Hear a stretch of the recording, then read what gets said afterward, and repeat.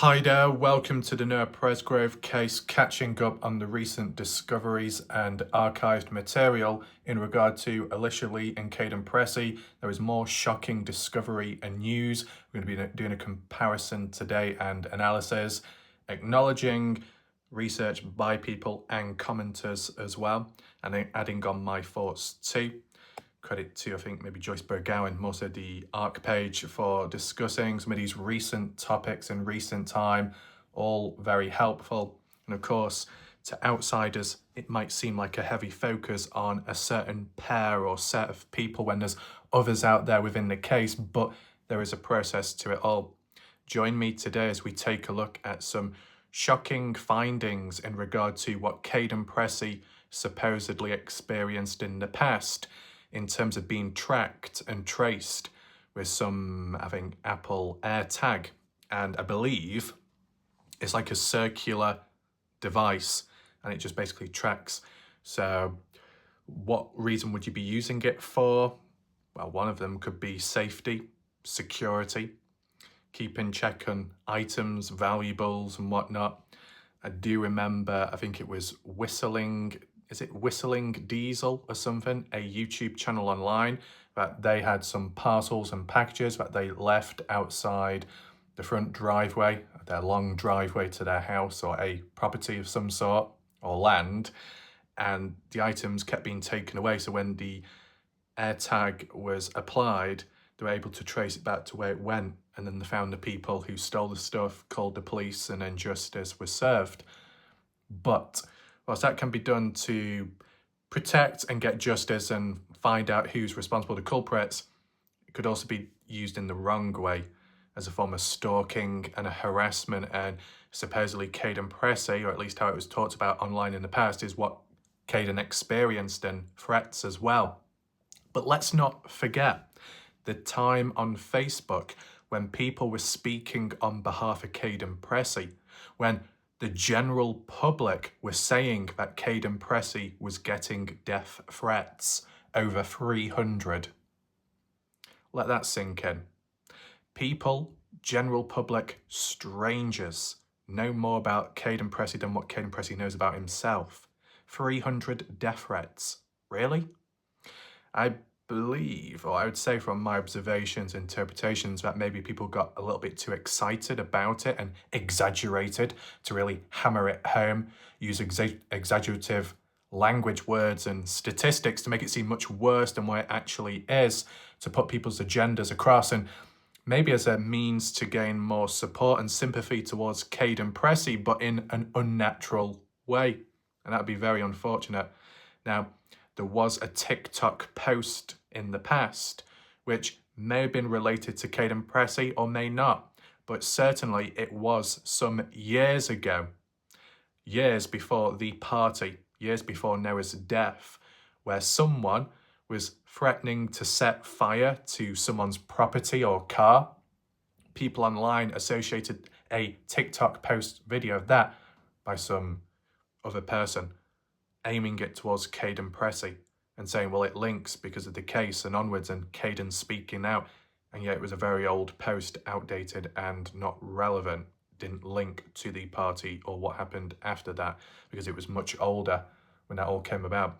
So you could see people were desperately clutching and trying early on to paint and portray Kaden in a very vulnerable way.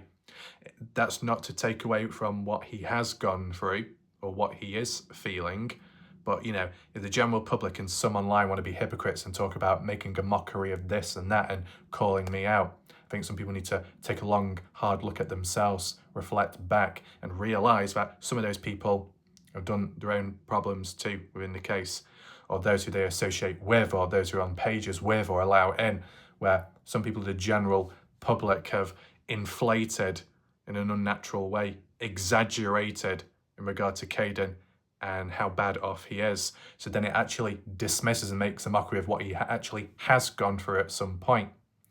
But today we're looking at a theme of AirTags and tracking, which was found on Kaden's vehicle, but I believe actually found on a road, but was once on Kaden's vehicle around where they live or lived. what I want to do today is show you the screenshots, the conversations of what Elisha had to say. Because unfortunately, when you read it, depending how you interpret it, there's some contradictions, as in Elisha words it as someone put a tracker on my son's vehicle. And then another screenshot is of them saying, well, we put a tracker on his vehicle. But could there be any lacking context? Well, of course, I'm going to do my best to analyse it and think of alternative points of views. But if anyone does have additional answers or updates, you're welcome to leave a comment down below.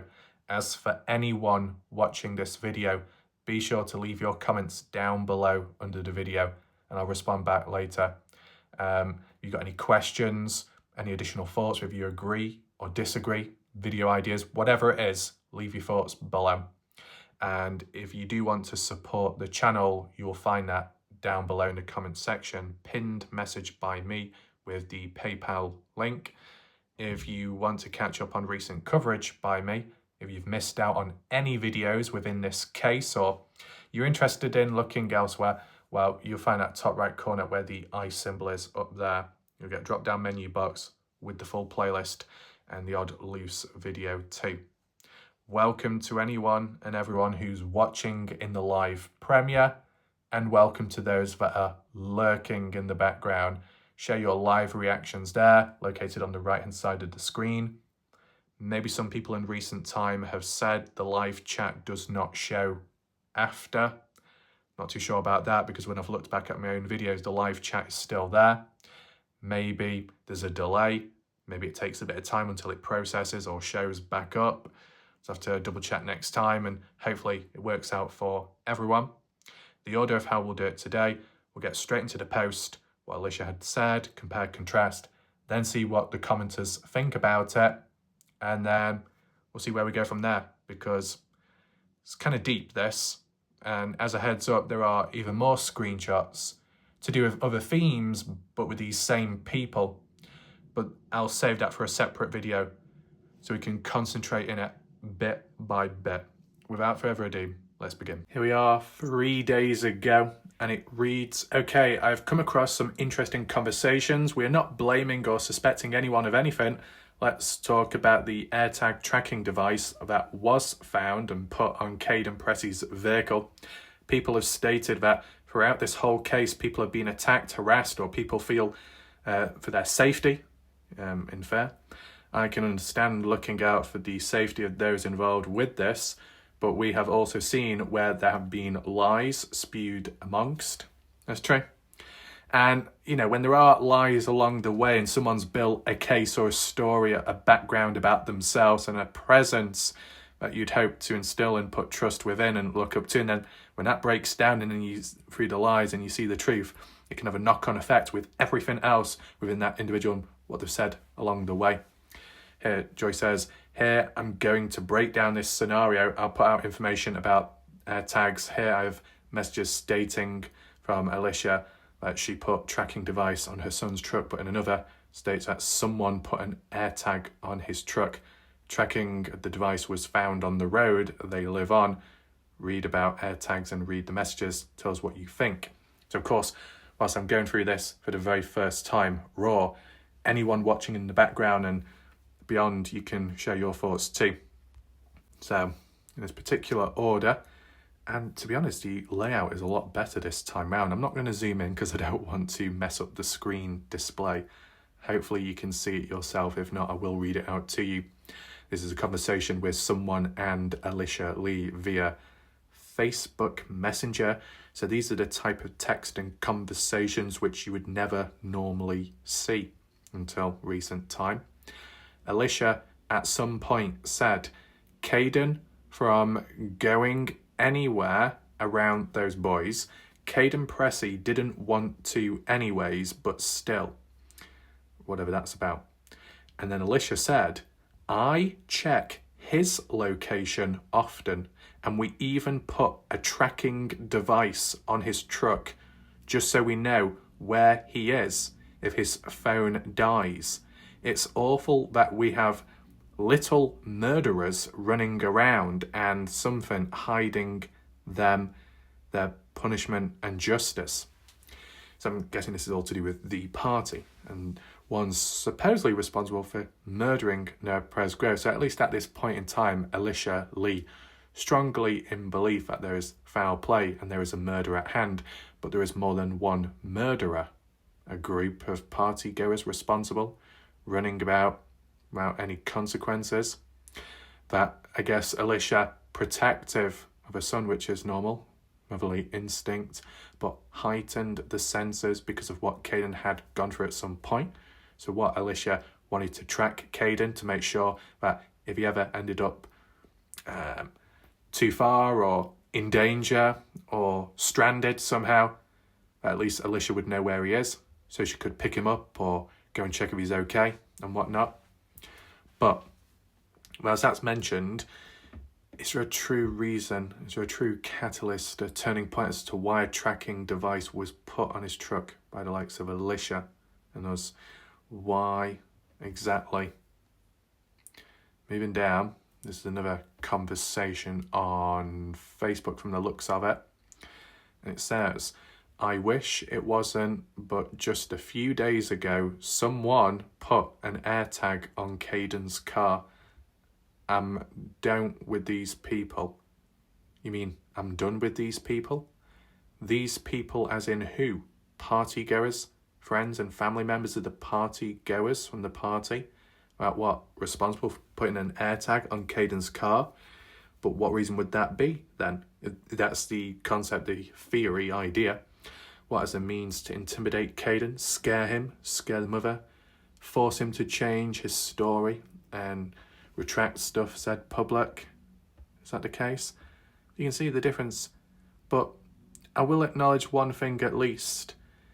Is there a small chance or possibility that when Elisha said about checking his location and that we put a tracking device on his truck, did that occur before or after this particular event, which is mentioned here?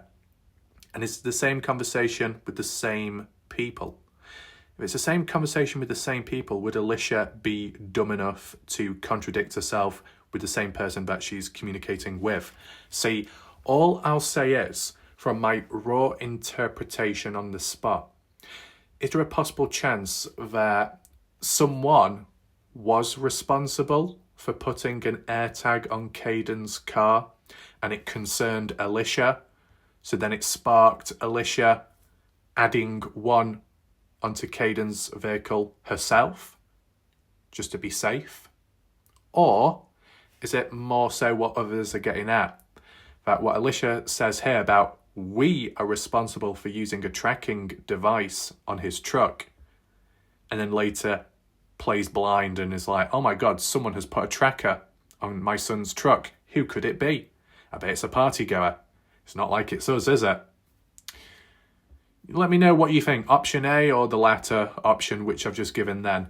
It's worth adding it in just for the full perspective, because sometimes when a bad event happens, a similar response or reaction is by another person to be safe, to check. If someone was to track someone you know, and it made you concerned, worried for the person's safety, you might put a tracker on that victim too, just to make sure, double check, because even when that tracker is removed, if it was by another person, that they may have an idea of where said individual gets up to, or where they live, where they rest, where they go, where they work, and could go after them any time.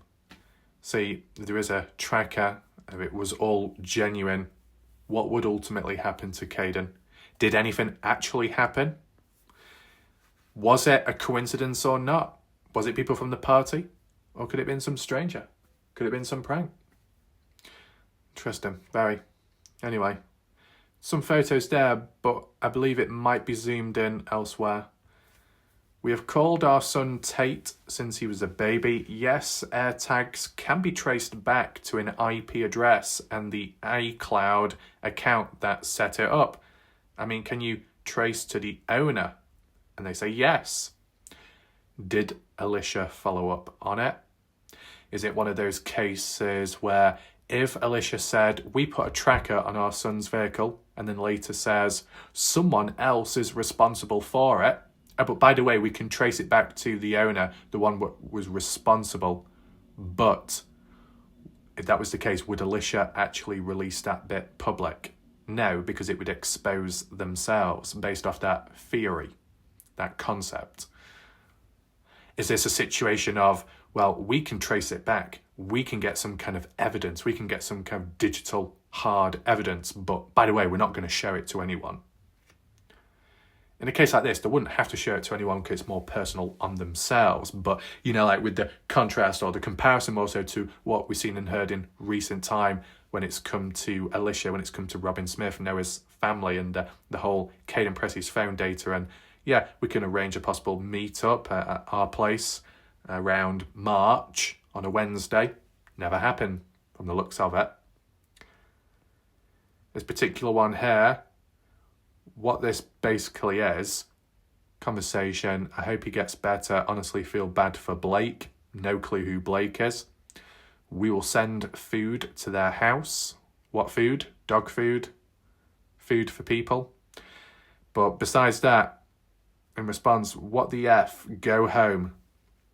Go home as to why.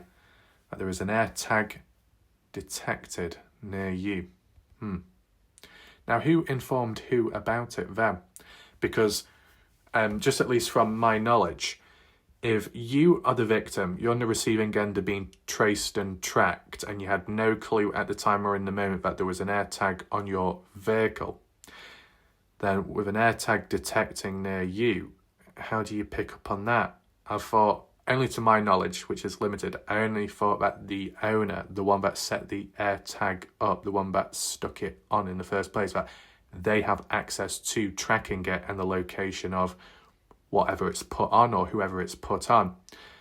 But the victim, or the victim's family too, that they would have no clue and would not be able to trace it themselves, if that's correct. So in terms of this, Tate, this is through iMessage though, not Facebook. Is this between Elisha and Kaden? Maybe? But who would know who? How did they find out about the tracing and tracking?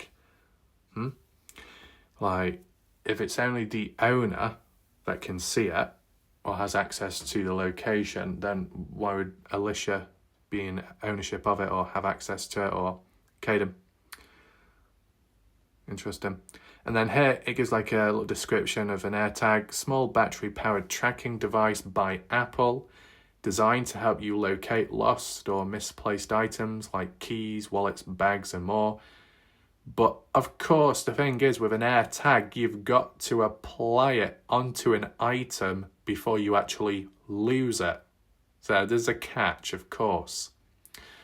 AirTags use the Find My network to track the location, leveraging Bluetooth signals of other Apple devices to anonymously report AirTags' position. More detailed explanation. AirTags emit Bluetooth signal, work with Apple devices. Okay, when AirTag is detected by a nearby device, the device anonymously reports its location to Apple's servers. Oh no, not the Apple servers again. Are we going to get them downloaded and then not follow through with it? Lost mode. If you put an AirTag in lost mode, it will automatically send you a notification when it's detected by another device. Precision. If the AirTag is within Bluetooth range, you can use precision finding on compatible iPhones to pinpoint exact location. Right, okay. Network consists of millions of iPhones, iPads, Macs worldwide. AirTags emit Bluetooth signal that can be detected by other Apple devices. When an AirTag is detected by a nearby device, the device anonymously reports its location to Apple service, so on and so on and so on. To check if an AirTag, here we go, this is what's obviously needed. To check if an AirTag is on your car, such as Kaden's, you can look for visual signs like the small circular device. So you've got to physically be able to see it. Or use Bluetooth scanning apps to detect unknown devices. And that's probably what was probably done. But to be scanning for apps and stuff, Was there an inclination to do that, or did it just crop up at the time and it was like, oh, look at this, what we've got, an unknown device somewhere, and then trying to search for it. But there's a bit more context, we'll get to that. You can also listen for beeping sounds, as AirTags will start beeping when separated from their owner. If you have an iPhone, you may receive a notification if an AirTag is detected moving with you. Thoroughly check your car, including under seats and compartments and trunk, for a small white circular device. Commonly hidden, pay attention to areas where a small object might be concealed, such as under the seats, the glove compartment, or the trunk. And I believe the AirTag was found on the road to where they live. So likely then, that AirTag must have been placed on the outside of the vehicle, likely. Listening for bleeping sounds.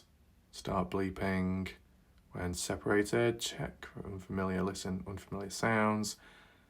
iPhone notifications. If you have an iPhone, you may receive a notification on your lock screen if an AirTag detected. Notification will typically state AirTag found.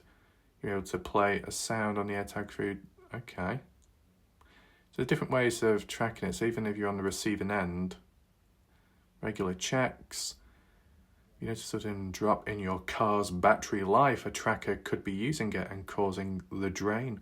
Look for any loose wires or magnets. Wow, very thorough. But of course, the more thorough it is, the more care and attention applied to conceal it. What was the ultimate aim? What would be the ultimate aim? AirTag works by using Bluetooth to communicate with nearby Apple devices and Find My Network, and so on. The AirTag's location to the AirTag owner's Apple ID through iCloud, allowing the user to track the AirTag's location to find, and so on. Right. Just make sure I've not missed out anything at all. AirTag, was there a bit more there? I know, maybe I clicked on it already. Yeah, so put on tag on his truck, the tracking of the device was found on the road they live on. So that'll be the example photo, what we see here. That one, on the roadway. So it's found on the road, the device has fallen off Kaden's vehicle. But as for the convo where it said, go home, depending who one's in conversation with, to go home, if it's on the road where you live, why do you need to go home when basically you are home, unless it's from a different point of view? Okay. It's only right that we check the comments out, of course. But let's just do all of them for now and just see what people have had to say. So we got Brenda. Elisha states her and her husband put an AirTag on Kaden's vehicle. To whom did she say that, and on what date? Elisha states someone put an AirTag on Kaden's vehicle. To whom did she say that, and on what date? I get that. If there's a split or a difference, different situations maybe. Joyce says Elisha told someone in October of 2023 about putting a tracking device on his vehicle. Then July 24th, 2024, she told GC. Who does that mean? Someone put a tracking device on there. Right, so you could interpret it as contradicting Elisha. But maybe she put it on in the first place and then later she reported it as someone else was responsible. But because it's on different dates, different years, 2023, and the dodgy one being 2024, and a gap in between are these two separate events. Nevertheless, it's more so interesting if it is true that Elisha, or husband assisted, put on a tracking device on Kaden's before some stranger did. Isn't that weird? Me personally then, it would have made a little bit more sense if in the situation where it's true, if a stranger put on tracking device on Kaden, found out about it, was shaken up, concerned, worried, and then Elisha put her own tracking device on Kaden just to be safe, being extra cautious, protective. But because it's this way round, why at a later point in time in 2024 would someone be putting a tracking device on Kaden's vehicle? And what I would like to know is, the one in 2023, that tracking device put on Kaden's vehicle, was it an Apple AirTag or was it another means of tracking? And if it was an Apple AirTag in 2023 of October, did it still remain on the vehicle up to July 24th, 2024, when a second tracking device was added on? See, this device that was found down the roadway on the ground implies that it likely would have been stuck, concealed somewhere on the outside of the vehicle. But in 2023, what type of tracking device and where was that placed, inside or out of the vehicle? Or could you say, on two separate occasions, two lots of tracking devices were put on Kaden's vehicle. The first one was by Elisha, and that was open and honest. The second one was by the same person, but claimed it was somebody else. Different ways of looking at it. I'm trying to cover different angles. Chelan, I wonder if Kaden knew she put the AirTag on his car? Key question. I feel sorry for Kaden, Chell says. He's now getting dragged for the actions of his mother, Elisha, which is unfair, as obviously that's beyond his control. What kid can control their parents' actions, especially a woman that seems to be as controlling as his mother is? I don't believe he necessarily lied. I've always felt that he was simply mistaken on the time given the circumstances. Then the poor kid got secluded from his friends because his mother said so. Now everyone is after Elisha and he's collateral damage.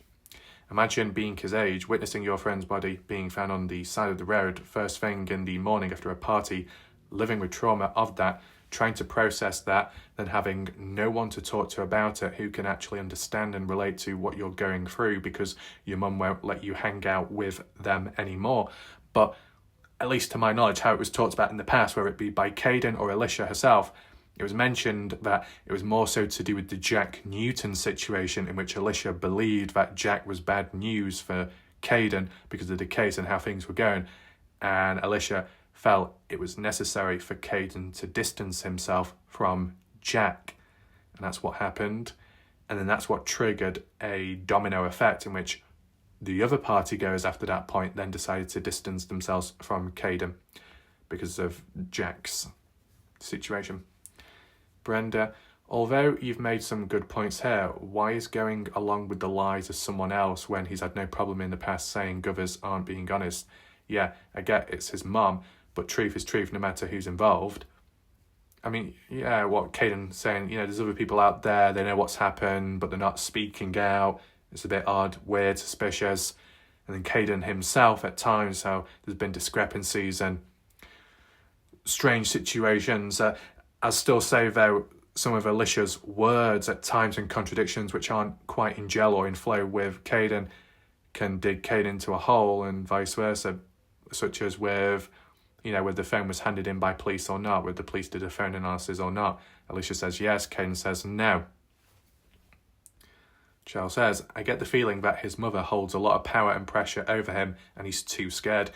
See, if ultimately at the end of the day that Kaden Pressy originally was truly innocent, then why would Elisha have to take control and still portray Kaden as innocent but mess up along the way? So then it actually makes Kaden look more suspicious than what he actually is. When someone tries to do good but they cause more harm than it's worth, is it one of those situations? Oh, we got Mike. I can't imagine having a parent like that. However, he stated things as if they were fact to confidently to consider him reliable. Elisha has added to his account and twisted things, and he went along with it. It's the people being lied about where my sympathy lies. Okay, fair enough. We've got Andrea. I leave for a few hours and come back. Yeah. Brooke. We've got Brooke Bounce Carter. How do we even know there really was one on his vehicle? How often they both lie? I don't honestly know if I believe Kaden Pressy's screenshot being him, nor do I believe they found one.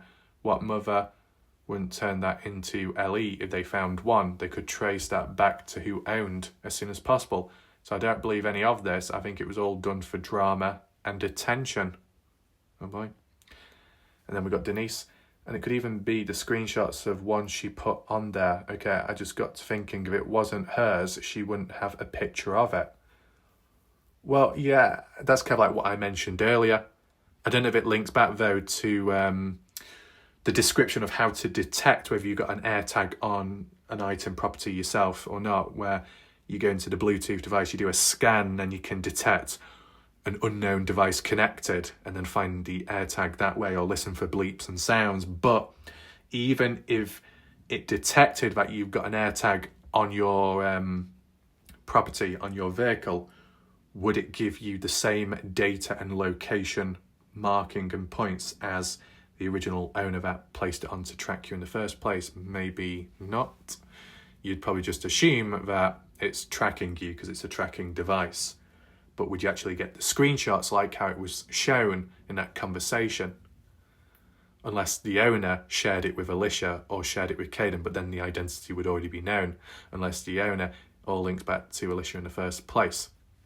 And I'm guessing that that particular screenshot, what we saw on the roadway near to where they live, that's the one that occurred in 2024, not 2023. If it was in 2023, well, then that screenshot would look more innocent because it ties in with her supposedly saying, in the past, early on in the case, we put a tracker on to protect our son Kaden. But in 2024, when it's a stranger doing it, why would Elisha or maybe Kaden have access to that screenshot?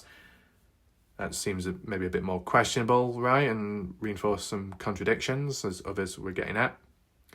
What else do we have? If it wasn't her AirTag, she wouldn't have a picture of it on her phone. The person that owned it would have a picture. Well, yeah, that's kind of like what I was getting at. Pam, what was the date the AirTag was found? Do we have proof it was turned over to police? To my knowledge, I haven't seen where charges were filed against anyone from the party or their associates for harassment or something similar for placing an AirTag in his vehicle. 4. Was this around the same time the army raised money for an attorney because Elisha felt he needed protection because she feared for his life? Well, can understand where that's coming at. 1. July 24th, 2024 was the date she told someone in response to when the AirTag was found. 2, that there is no proof that it was handed over to LE. 3, I have Eva. Okay. 4, wasn't money raised in June of 2024? See, there's no harm in acknowledging events and dates of what happened around those times. I mean, June, I can't remember the exact day, but June 2024 is when Kaden did that private police interview. July is when the first Partisan True Crime public interview was done about Kaden Pressy, if you remember. She probably made it up hoping to get more donations. I believe early June was when money was raised. Okay, makes sense, conveniently enough. So it seems like the cracks are supposedly opening up here. From interpretation, Tim Daniel, it completed the pity story similar to the one where she was crying crocodile tears to the attorney's wife. Is there evidence of that? About how Kaden was having bad dreams or something? I think that lady ended up giving her another $600. If I'm remembering that story correctly, maybe someone remembers that. One screenshot, she admits to tracking him. Next, others are tracking him. According to all this, everyone really must want to keep tabs on him. Kaden must lead an interesting life. Yes, the lady that gave $1,000 to, she was giving the sub story. Such BS. She needs to be in jail. Fraud. I mean, that screenshot I saw of text to that woman from Elisha, it was so blatantly obvious. She was working her little manipulation tactics. And then Denise, and then Elisha saying she's going to return all the money. And those girls have not heard anything yet. I guess we can just add to that. Oh, really? But the people that donated money in the first place, and then Elisha was like, I don't want you lot, so you can have your money back. No return, no refund. Doesn't look good. Debunking BS, one time, one light at a time. Siobhan, Elisha is a liar. She put it on her son's car and tried to play dumb after he figured it out. What does that mean, after he figured it out? Kaden did? Not seen Kaden ever acknowledge it in any interviews or police related. Tim Daniel, well, I've always thought it was exactly the kind of thing we would expect her to do, but I had never seen where she actually says that she was the person to track Kaden's vehicle in case his phone died. Yeah, I'm calling BS on that one. Elisha put that tag there, and when Kaden caught her tracking him, she lied to him and said, must have been those little murderers. How does anyone continue to believe her? Joyce has been debunking lie after lie. We should all pay close attention. And it's been back to back in recent time. Oh, we got a tag by Kathy Bingham. Exactly, and why she would not report it is just another red flag. Yeah. So when the person doubled down and said, hey, can you trace it back to the owner of the one that did the AirTag and iCloud? And Alicia's like, yeah, we can do all that. Well, was it done? Yes or no? If it wasn't, maybe because they can't, because it'll just incriminate themselves, or it will just link back to them possibly. And with the police situation, I get that, as in you would probably take action if like there was an AirTag for sure. Like if people make the observation that Elisha is very protective of Kaden, well then that would mean that anything bad or suspicious happens to Kaden, such as like with this AirTag, it would be followed up with within seconds, right? And contacting police if you're going to be protective. And pick and choose when and when not you protective. What? Because the times when you don't want to take direct action is because you know who's responsible. Maybe you are linked. You can see that in like dramas and films. You know, like when you stage like a break-in of your own business or arson or something, hoping insurance pays out, and then other people are like, why are you not pushing for justice? Why are you not checking the CCTV cameras? Why are you not like really sad about it? Because you know, if it comes out, if it's revealed, you will be the ones known to everyone as being responsible for your own doing. What else do we have? Tim, I'm guessing there's a lot more. I'm looking forward to folks seeing the receipts for what many of us have thought for a long time now. I hope we've all learned a lesson. You can't take anyone at their word. If they aren't showing proof, they're giving unsubstantiated information, even intentionally like Elisha did, or unintentionally like some of Kaden's statements. I mean, there's some cases in the past where you had to take people's word for it without hard evidence because they just couldn't show it publicly, and it turned out to be true. But maybe that's not often. Becca, I agree. Many times I believed certain events took place, and boy, did it suck when I found out that it wasn't true. That's when I first started thinking, what else could be false? I just want to separate as many. Yeah, I understand. And so on. What do I think? I think Elisha spread a lot of misinformation around to make the other kids look as bad as she could, when in fact she herself placed an AirTag on her son's truck. The act or concept of blaming others or painting others in a more negative light, what do you gain from that? What's the motive? Maybe we can do some coverage later. Completely relate. My experience, there is no other explanation. What concerns me is why. I understand there are folks out there who seek attention in all manners, good, bad, yeah, dark. Maybe that is the case here. However, it still doesn't completely, add up. Trying to figure out why. Inserted themselves. Someone put an AirTag. And she said she called him when he was at the home. And oh yeah, okay, let's go back over that. Then we heard that all the other kids stopped being friends with him after trying to make it out that the others were no longer wanting to be his friends because he was telling the truth, when in fact she stopped that. Then she said she called him, as in Elisha called son Kaden, when he was at home and in his bedroom, and denied that he was with JJ Bumpaz at the lake, and lied again and said it was her mother-in-law that she called and not JJ. And we've seen the hard evidence of that since, which is really weird. Being quite a character. Odd behaviour. Concerns me. Disturbing. A lot of people are asking why. Right. Just double check down here. Device. The device was found on Kaden Pressy's vehicle, which the location of the device on his vehicle was located on the same road they live on. Let me just double check that. The device was found on Kaden's vehicle. Right. Which the location on his vehicle was located on the same road. So what? Does it give a precise location or just kind of a bit of an estimate near to? His vehicle is on the same road as the home where the AirTag was found. That's what I mean. Oh, so maybe I misinterpreted it earlier about it falling off. Well, okay, so it was still on the vehicle then. Placed maybe inside. I guess now the ones that are talking crap about us bashing Elisha can finally understand what we've been trying to do. Well, the thing is, Becca, what tends to happen is when, humans go against you early on and they keep going on and on and on, and then you finally get the key material and evidence to prove your point, that the opposition will just end up coming out with some excuses, or they won't always admit it. But yeah, the bit about going after certain people without no reason, but there is a reason, and it's important to do so. Anyone that goes against Kaden and Elisha have always got crap, attacked for it. What's this one?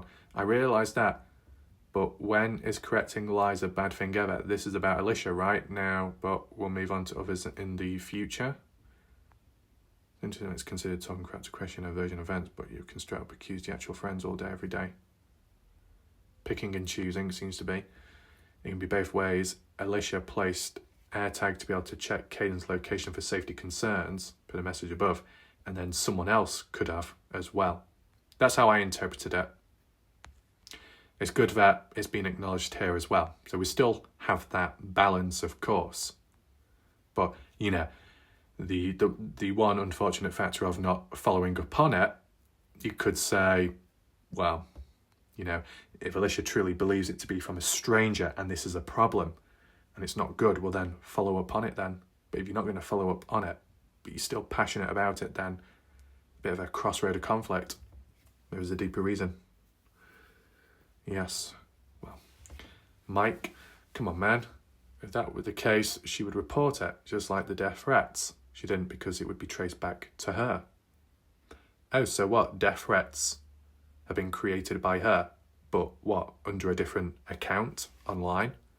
See, of course, in recent time, we have seen fake accounts, more so default accounts of people with alternative accounts attacking me. And it's embarrassing, but I've seen it in the past. We've seen it again. And we've got an idea of who it links back to, supposedly. Okay. My comment was regarding Elisha and her lies. I'm just saying one doesn't negate the other. It's really okay. And why was she so adamant about not making a police report on it? You can let me know your thoughts down below. What else do we have? Oh, we got Robbie, of course. Shout out to Robbie. I think the AirTag detected is the one Elisha put on Kaden's truck, and she just said the rest for attention to make everyone think Kaden was in danger from little murderers running around. I'll do that too, because I feel like there may have not been any real threats to him. I feel this way because they haven't expanded on any details of these threats. They haven't said where or how they received those threats. Examples: text message, messenger, phone call, face-to-face. Therefore, I'm not believing that this AirTag was put on his vehicle, but any other person except Elisha. Why can't we just put all these lies in file 13 to really seek justice? Okay. Oh, and just before I forget, we do need to acknowledge the comments from last night's video, or the night before, in fairness. Some interesting discussions, and it's still to do with Kaden Pressy. Bit of a surprise. I thought I'd just add it in today. I know how positively viewers respond to these type of videos and bits along the way. Raw thoughts, key comments acknowledged, because, one thing I can definitely agree with is viewers do leave important comments, but they can get forgotten about, and maybe other viewers don't go back to look at them. So if I can reshare them later so that everyone can see, that can go a long way. We've got Michelle. Thank you, Raf. Great points every time. Awesome video. Appreciate the kind words. Shout out to Michelle. We got Bagao. Thank you. You're welcome. Joyce. Pretty Major. that there is still more to come, and I'll be looking at bits of that as well on my channel in the coming days when there is time to do so, and break it down bit by bit, document it on my channel, add on my own additional thoughts, and then you've got, it spreads the awareness.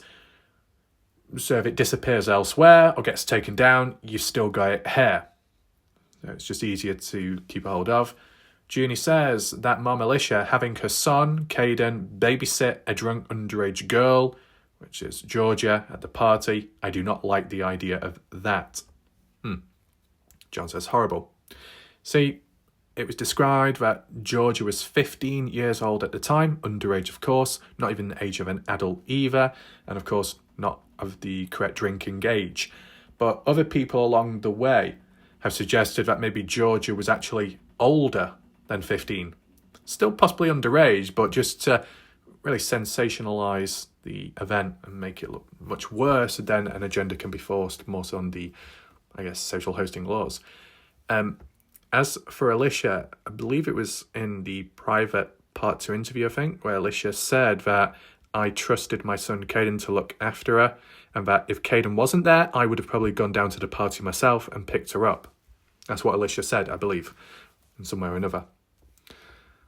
But it's interesting because when Kaden wasn't looking after Georgia anymore after the drunk situation, Elisha was worried and thought, right, I'm calling Melissa because you're not looking after Georgia. But it's interesting though, when much earlier on at the party, before 12:48 in the morning, before that going Sunday night, that Kaden wouldn't have been babysitting her 24/7 up to when she got drunk and was outside.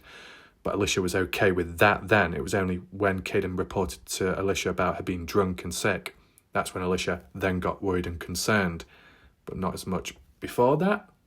Depends how present Kaden was around Georgia beforehand compared to how he was afterwards when he wasn't around as much. But I believe there might be some additional screenshots which provide more context, which we can do in a separate video. Big shout out to Glenn Webster. John, great video. Appreciate that. I keep asking, why is Kaden cleared? Why do so many believe him? For some reason, I can't get over the feeling that it's possible that Noah's death had something to do with Georgia. Georgia and Kaden are the key to Noah's death. Interesting. I'm not saying that Georgia did something, but there is a reason that her name keeps coming up, just like there is a reason that Kaden's involved with every bit of Noah's final night and morning. And then we've got Lisa. Maybe you have that feeling because Georgia was Noah's ticket out of there. But that's not true, is it? Because Georgia was driven down by friend Breely. Breely was driving. Georgia was the passenger. Georgia had no vehicle to get back home in. And as well, Breely wouldn't have been able to drive Georgia back because of drinking. So then Breely's sisters had to come on down and drive Georgia and Breely back to where they needed to be. Or originally, that was the plan. And then the other sister drives Breely's car back home. So if it was a supposed key to getting out of there, if Noah actually wanted to get out of there, we don't really know with the way it's gone in stories, and whether Noah adjusted to being at the party at a later point and was okay being there. But Breely's older sisters on Facebook said if we had known about Noah wanting a ride home, we would have definitely taken him home, but there was no mention of it at the time. We weren't even aware. So maybe by then Noah wasn't that mithered. But would Noah have been present at the time of when it happened? He knew something was about to go down. What, Noah? Everyone was acting strange. But how do we know that? Because in terms of the party footage of what we've seen on and off, it doesn't show really strange behaviour. Didn't Noah ask Brylan if he had his back? I've heard that many times, but I've never seen the hard evidence or proof of it. Just like the shredded, bloody fingers in the autopsy. Even though I never saw hard evidence of it, but when I did look at the official autopsy, it didn't acknowledge it whatsoever. Anyway, but why didn't Noah ask Jack if he had his back? I know why. Depends what the context is as well, in terms of having one's back. John, you don't know anything, Lisa. Everyone already knows this. Everyone around Raf's channel remembers that you don't think that Kaden's timeline matters. Raf literally made a video and he made a segment showing your off-the-wall nonsense. Nothing that you say is credible. You lost it when you laid your flag on Kaden's timeline isn't important. It is a problem. Lisa, show me, deadhead. Where did I say ever Kaden's timeline didn't matter? Of course it matters. Oh, shit. The only thing that I will acknowledge, I don't know, because of it being online, I did see a comment by Lisa referring to one thing about how I was calling them directly out for a bitten or busted lip, but it actually turned out it was another person saying that within the comment thread, so it got a bit confused.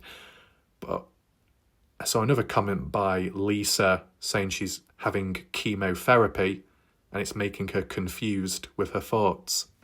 I don't know if that links with this, but besides that, Lisa did mention about Kaden's timeline, 5:15 or at later, not really a big deal about it. But it is important because the earlier the time is, the more suspicious it makes other people. The later the time is, the less suspicious it is and less likely it is to be foul play and probably murder. So it does matter. It is documented on my channel as well. Moving on. Hezzy, don't forget Carter Combs said in a shared screenshot, anyone that knows Noah knows he don't like to go to bed dirty. And Brooke Barnes Carter said she watched the video of the side-by-side rollover and it wasn't that bad. All the boys were laughing and you could see Noah's bloody nose. And another kid ran up laughing and showing the camera's bloody lip. Find that video, Warlike Raf. It's on your channel, I think, back around October 2024. I think close to then. Carter Combs also said she didn't know Noah Presgrove. Oh, God. Okay, so we've got that as well. In terms of the actual video of the side-by-side rollover, the event of it, the after event, and then tipping it back on its proper wheels, well, that's been talked about to be in the background, but it's not been released public. And some have said that it actually shows Kaden assisting in flipping it back. But, we've not seen it public. I've not seen the video myself. I do know what Hezzy's getting at in terms of the comments made about it and maybe I'll try and look for it if possible. The problem is, so many videos, it's hard to get through. John, who else has came out and said that Noah was looking for a ride home?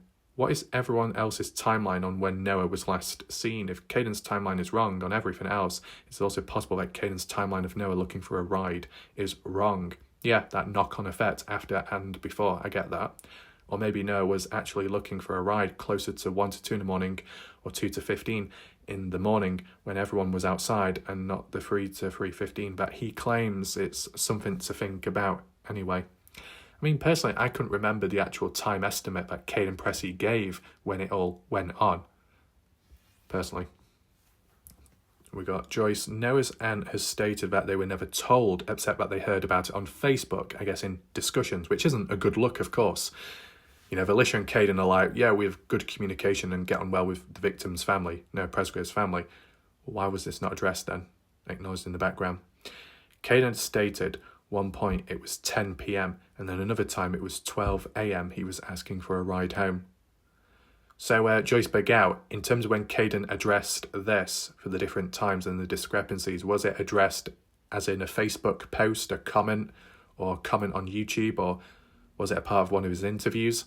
I can't remember personally, but obviously it doesn't look good. John, Kaden is a mess regardless of what happened that night. Kaden, his family, Justin, Roy, Jan Fiorillo have definitely made it a lot worse.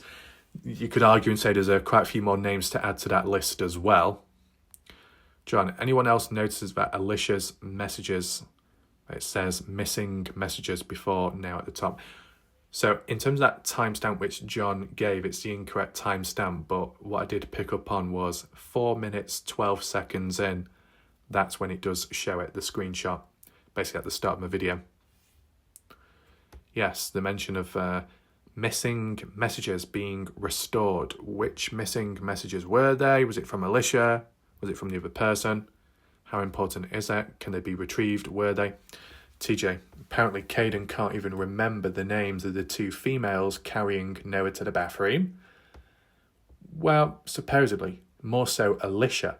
Elisha, when we seen how she words things, that said friend, that said individual, at a point, Elisha was not acknowledging people's names whatsoever and not really acknowledging timestamps either. So that's kind of interesting. Yes, she's speaking on behalf of Kaden, but is she purposely at the time leaving out names because of privacy at the time, legal reasons, who knows? Because let's not forget, online, we had that long phase where different pages, Facebook and more so Reddit, were using initials or first names only. And it was so awkward, wasn't it? Glossary, trying to remember it all. TJ says, I don't believe anything Kaden says. Definitely not the 5:15 time. Kaden also straight up lied about seeing Jack playing beer pong at 2:45, or you mean 2:42, to try getting Jack in trouble. That alone discredits everything Kaden says.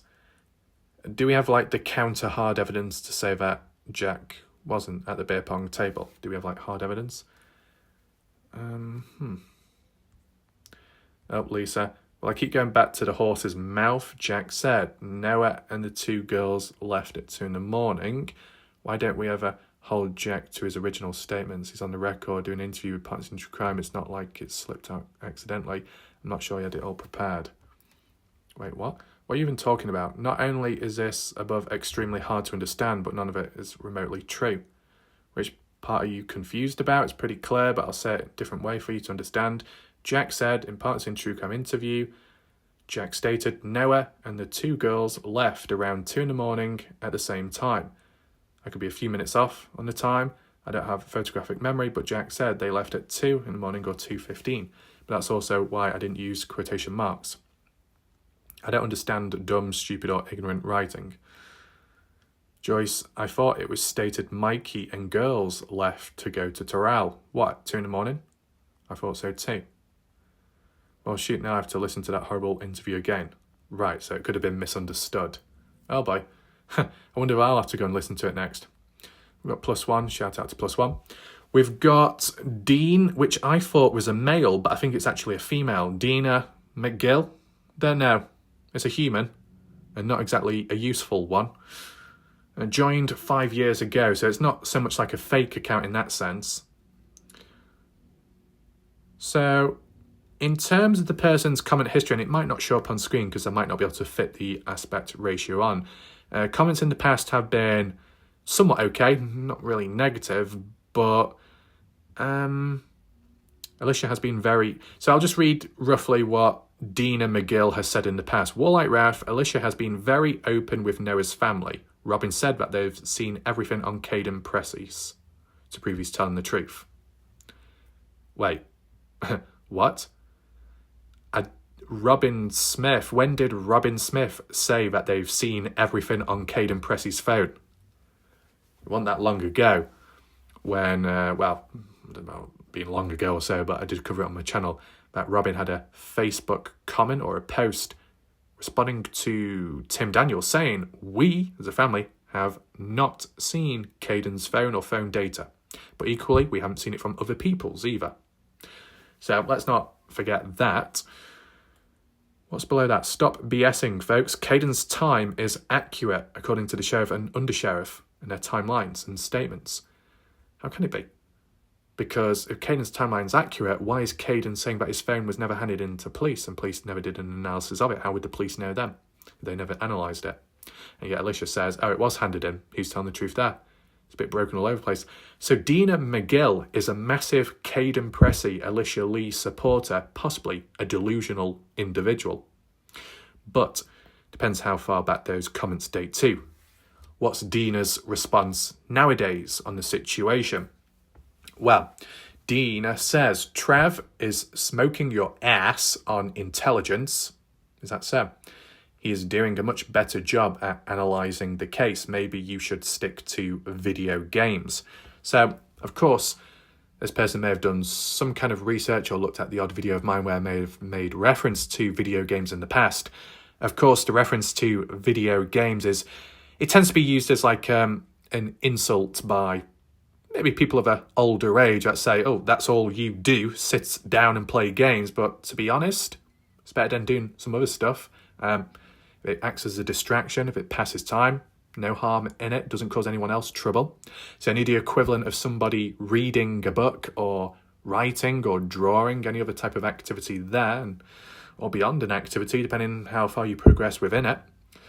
But in terms of a travesty being intelligent. I think the last time I remember, the intelligent IQ test ran away from that said individual. But who knows what happens, right? In terms of doing a better job at analysing, obviously I would strongly disagree with that when travesty is an absolute erratic mess, going from left to right, switching and changing it up. 1 minute supporting Kaden, next minute going against Kaden. 1 minute being a little bit stable, which is hard to believe, and then next minute telling everyone and threatening to sue everyone. Sexual deviant as well, with unusual post, threatening behaviour, and continuously obsessed as well. Can't stick to a form of stability. A very erratic mind, a very unstable individual that probably needs to be, doesn't even deserve Dr. Raff, to be honest. Not at all.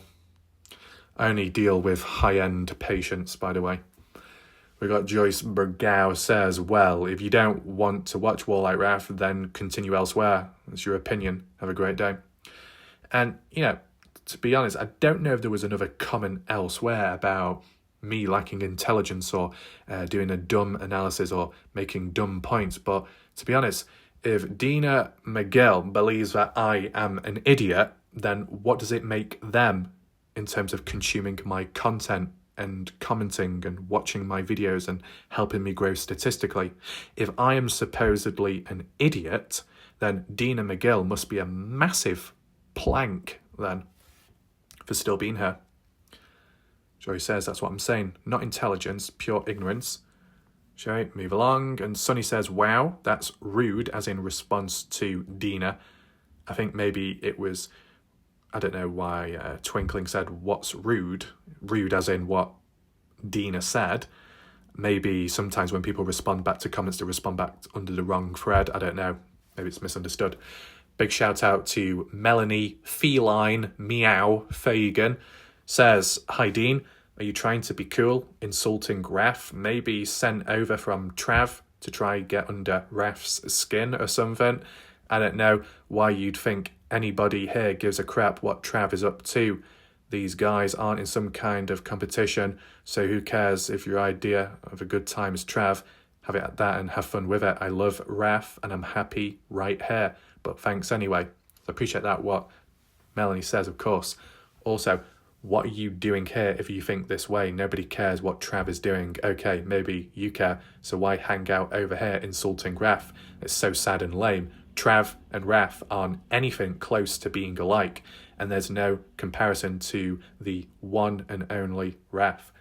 So, of course, big shout out to Melanie Fagan for what they say. Positive to see. And then it's just like repeat again, which is key, of course. No, maybe it was a bit different, let's just say. Everybody's entitled to their own opinions, but why hang out over here? Good for now, good for everybody to hear different things on different channels, to each of their own. However, for your information, there's only one Raf, and in my opinion, there's no comparison to anybody else out there. Again, to each of their own. But Dean, it's mean to be a weenie. Oh, there we go. The impetuousness of some people. Oh, Melanie using the Wallite Raff dictionary. I think Melanie Fagan has graduated the University of Raff as well. We'll be acknowledging that. But Julie, yeah, of course, rude. And Michelle Brummett, what intelligence? He makes nonsense post, removed them, bounces from one scenario to another, insults, tries intimidating people, no intelligence there, boys all over the place. So Michelle's referring to Trav. Okay. And to be honest, in which one was it mentioned? Yeah, so was it Joyce? What's rude? I can't remember now. My mind's gone dead. Oh yeah, when Melanie says, have you come on over to try and get under Raf's skin or something? To be honest, there's more chances of getting over the opposition's skin with that excess skin hanging over. But that besides, we got Sonny. Big shout out to Sonny. One day at a time. Could it be possible Georgia and Breely didn't leave at 1 a.m, but around 2 a.m, because Breely was told to wait until her sisters came to get them? Yeah. I won't go against that. That's a fair point. Yeah. So it looks like we've catched up with most of the comments here. So to loop back with the main theme of today's video with Elisha and that AirTag with Kaden Pressy kind of being, you know, caught up within it all, the main question, or one of them would be, was Kaden Pressy ever made aware or alert of the AirTag? Whether that be the one what Elisha put on Kaden's vehicle earlier, or the one that came after that, and how did Kaden feel about it? Was he okay with it or not? Never been talked about by him publicly, so does that say something, at least? The private one, keep to yourself, but the other one, you think Kaden may be talking about it, or unless he was nervous and couldn't talk about it.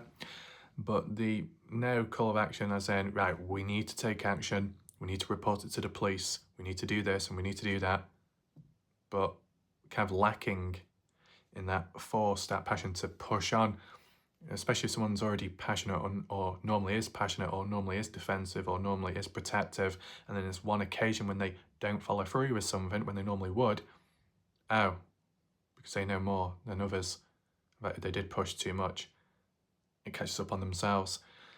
But is it one of these things where experiments done, social experiments done by Elisha at the cost of Kaden Pressy's credibility being tarnished throughout and being dragged through the mud and digged into a hole deeper than what he was to begin with? Is that it? If anyone was to say it links to the timing of money and donations received and trying to get more money through acts of sympathy, a sob story, been manipulated in a false way, kind of does make a mockery of genuine people out there that might experience forms of true harassment, right? Because harassment and stalking can come in different ways, digitally and face-to-face, or a combination of it. And you might not know about it until it's too late. And it can halt you in your tracks, it can make you freeze, it can do all kinds to you, and that's understandable. In regard to Kaden Pressy, how did he feel? Because on top of other stuff that was supposedly going on, and if it's true that he had or is having a therapist or a psychologist with the trauma what's happened in the past, anything that happens on top of it isn't going to help, because that's the only thing that needs to be acknowledged. I know some like Justin like to say there's only one victim and nobody else is one, but there can be more than one victim in different ways and a knock-on effect with time. But, you know, other people that may not see themselves as victims, but in fairness, they have been through a lot of shit. But if it's like within a case or a community where bad things have already happened, it's damaged someone, it's not good. But then down the line, more and more things happen. So with whatever's that has already happened, whether it's been treated or not, more and more things after that stack on top and top, and it becomes like a mountain and a big weight on a person's back. So would that apply to Kaden Pressy by certain actions of Elisha, which adds to the pressure of Kaden, or awkward situations, as if Kaden's even aware of it? Scenario types, I'll put it that way at least, just to be careful, right? But, you know, at the end of the day, what I do want to say and acknowledge is when it comes to Kaden Pressy and his timeline, 5:15 or 6 in the morning onwards, whichever one it is it going to be one or the other? That's my question. Or could it be something in between, or something much earlier, or something much later? Or is it just simply 5:15 or it's 6 in the morning onwards? But furthermore, what I would like to say is, while some may say, as we've seen, oh, the timeline doesn't matter whichever one it turns out to be, it does matter in terms of the effect and questions and suspicion it can have on others about. No, not so much on Kaden. That if Kaden, earlier timeline of 5:15 is true, it makes others suspicious, more likely foul play, possible chances of murder, because at the time of what Kaden says, it's a time of when others that were there before Kaden did not call police, did not take direct action. Why would they not follow through with it? What, an Elisha Lee type of situation, as in, well, because we know something or we're responsible for something, so we're not going to follow through with it because we'll incriminate ourselves, so we will not bother, or we will delay or stall and figure it out. That's if it's 5:15 onwards. Because as we know, through the official calls and stuff, 5:43, 5:53, Tyler H, Tyler Hardy, they are the ones that made the proper calls to police, the first ones, the first proper ones, and it was members of the general public. They acted. Anyone before that did not. Kaden Pressy did not either, but Kaden wasn't first on scene from how it's all worded.